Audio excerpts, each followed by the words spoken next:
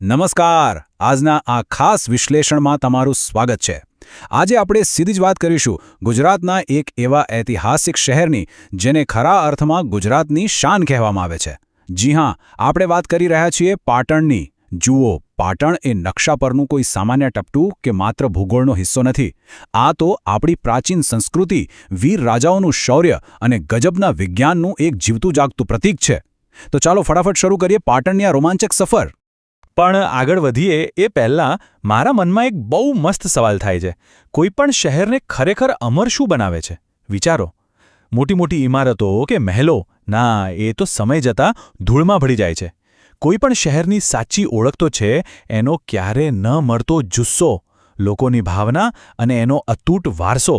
અને સાચું કહું ને તો આપણું પાટણ આ જ અમરત્વનું સૌથી બેસ્ટ ઉદાહરણ છે. તો આ આખી ભવ્ય ગાથાને બરાબર સમજવા માટે આપણે આ વિશ્લેષણને 5 ભાગમાં વહેંચીશું. પહેલું, પાટણનો જન્મ. બીજું, સોલંકી સુવર્ણકાળ. ત્રીજું, અદ્ભુત સ્થાપત્ય અને કલા. ચોથું, આક્રમણો અને અડગતા. અને છેલ્લે જોઈશું આજનું ઐતિહાસિક પાટણ. પ્રકરણ 1. પાટણનો જન્મ. હવે જુઓ, ઇતિહાસના પાનાઓ કહે છે કે પાટણનું જૂનું નામ હતું અનિલવાડ પાટણ. ઈસવીસન 746માં ચાવડા વંશના પરાક્રમી રાજા વનરાજ ચાવડાએ આ શહેરની સ્થાપના કરી હતી. પણ અહીં સૌથી હૃદયસ્પર્શી અને નોંધવા જેવી વાત શું છે ખબર છે? આટલા મોટા રાજકીય કેન્દ્રનું નામ કોઈ રાજાના પોતાના નામ પરથી કે કોઈ અહંકારમાં નહોતું રખાયું. રાજા વનરાજ ચાવડાના એકદમ ખાસ મિત્ર હતા, અનિલ. બસ એમની દોસ્તી અને અતૂટ વફાદારીની યાદમાં આ શહેરનું નામ અપાયું. ગુજરાતનું હૃદય બની ગયું. અને સમયની સાથે એનો વિકાસ કેવો થયો એ તો જુઓ. 746માં વનરાજ ચાવડાએ પાયો નાખ્યો. પછી જ્યારે સિદ્ધરાજ જયસિંહ આવ્યા ત્યારે પાટણ ખરા અર્થમાં એના સુવર્ણ યુગમાં પ્રવેશી ગયું. ત્યારબાદ રાજા કુમારપાળાના શાસનમાં તો આ શહેર જ્ઞાન અને સંસ્કૃતિના એકદમ ટોપ લેવલ પર પહોંચી ગયું. મતલબ કે એક નવું વસાયેલું નગર થોડા જ સમયમાં સંપત્તિ અને બુદ્ધિશક્તિનું એક જબરદસ્ત પાવરહાઉસ બની ગયું હતું. પ્રકરણ 2. સોલંકી સુવર્ણકાળ.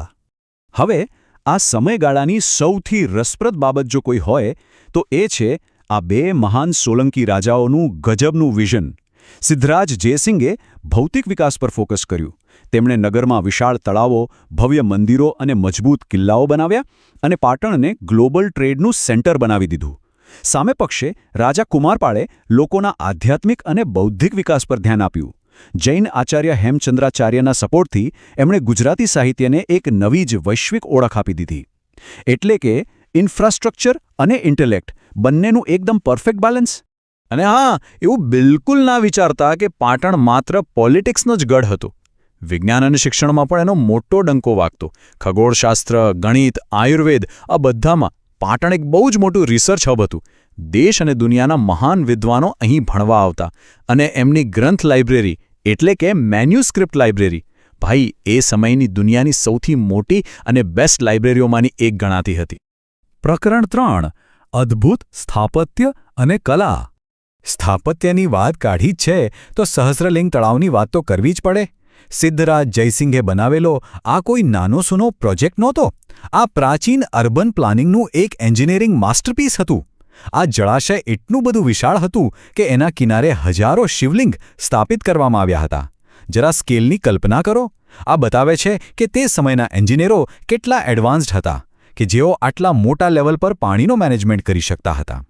અને હવે પાટણની સૌથી મોટી અને વર્લ્ડ ફેમસ ઓળખ, રાણીની વાવ. આ ભવ્ય 7 માળ ઊંડી વાવ રાણી ઉદયમતીએ પોતાના પતિ રાજા ભીમદેવની યાદમાં બનાવી હતી. અને સૌથી મોટું આશ્ચર્ય શું છે ખબર છે? જમીનની અંદર બનેલી આ વાવ માત્ર પાણી ભરવાની કોઈ ટાંકી નથી. આ તો એક આખો આર્ટિસ્ટિક ચમત્કાર છે. એની અંદર રહેલા હજારો બારીક કોતરણીવાળા શિલ્પો અને મૂર્તિઓ આજે પણ લોકોને દંગ કરી દે છે. આ માત્ર પથ્થરની ઇમારત નથી, આ એક રાણીનો એના રાજા પ્રત્યેનો અતૂટ પ્રેમ છે. હવે અહીં આ નંબર 100 જુઓ. આ બહુ જ ઇન્ટરેસ્ટિંગ છે. તમને ભાગ્યે જ ખ્યાલ હશે કે યુનેસ્કો વર્લ્ડ હેરિટેજ સાઇટમાં સ્થાન પામેલી આ ઐતિહાસિક રાણીની વાવ લિટરલી અત્યારે તમારા ખિસ્સામાં પણ હોઈ શકે છે. જી હા, આપણી ભારતીય 100 રૂપિયાની નવી નોટની પાછળ આ જ ભવ્ય રાણીની વાવનો ફોટો ગર્વભેર છાપેલો છે. આપણો આ પ્રાચીન વારસો આપણા રોજના વ્યવહારનો હિસ્સો બની ગયો છે. છે ને અદ્ભુત? સ્થાપત્ય પછી વાત કરીએ પાટણના કલાની. પાટણ આખી દુનિયામાં તેના ખાસ પાટોળા માટે પ્રખ્યાત છે. અને આ પાટોળા બનાવવાની જે પ્રોસેસ છે ને એ બહુ જ અઘરી અને જટિલ છે.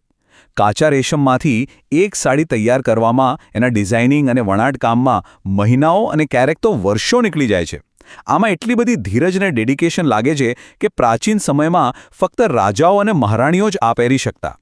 આજે પણ પાટણના ગણ્યાગાંઠ્યા પરિવારોએ આ કઠિન કલાને જીવંત રાખી છે. સલામ છે એમને. પ્રકરણ 4 આક્રમણો અને અડગતા. હવે ઇતિહાસનો એક એવો ફેઝ જે થોડો ડાર્ક છે. મહેમૂદ ગઝની અને અલાઉદ્દીન ખિલજીના આક્રમણો વખતે પાટણે બહુ મોટો ભૌતિક વિનાશ જોયો.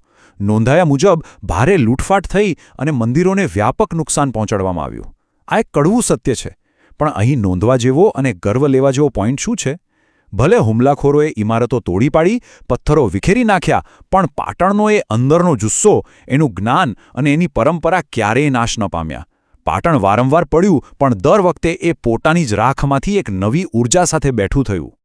પ્રકરણ 5 આજનું ઐતિહાસિક પાટણ. અને એટલે જ આજનું પાટણ ખાલી ઇતિહાસની ચોપડીઓમાં કેદ નથી રહ્યું. એનો વારસો આજે પણ એટલો જ વાઇબ્રન્ટ અને જીવંત છે. આજે આ એક ગ્લોબલ ટુરિસ્ટ ડેસ્ટિનેશન બની ગયું છે. રાણીની વાવ જોવા માટે દેશ-વિદેશમાંથી હજારો પ્રવાસીઓ ઉમટી પડે છે.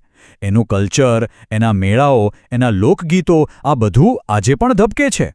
જો તમારે ખરા અર્થમાં સાચો ઇતિહાસ અને કલાનો સંગમ જોવો હોય તો પાટણની મુલાકાત મસ્ત છે. આપણી આ આખી ઐતિહાસિક યાત્રાને સમજવા માટે આ એક લાઈન કાફી છે. દરેક પથ્થર ઇતિહાસ બોલે છે. અને ખરેખર આ કોઈ અતિશયોક્તિ નથી. તમે પાટણની ગલીઓમાં ફરો, એના પ્રાચીન મંદિરો કે વાવ જુઓ, તમને એના દરેક પથ્થરમાં ગુજરાતના શૌર્ય અને સંસ્કૃતિની વાર્તાઓ સંભળાશે. ગુજરાતના સાચા અને ગૌરવશાળી ભૂતકાળને અનુભવવો હોય તો પાટણને સમજવું જ પડે. અંતે હું તમને એક મોટો અને વિચારવા જેવો સવાલ પૂછીને છૂટો પડીશ. આજથી 500 કે 1000 વર્ષ પછી આપણા આજના મોડર્ન શહેરોનો વારસો શું હશે? આપણે આવનારી પેઢીઓ માટે શું છોડીને જઈશું?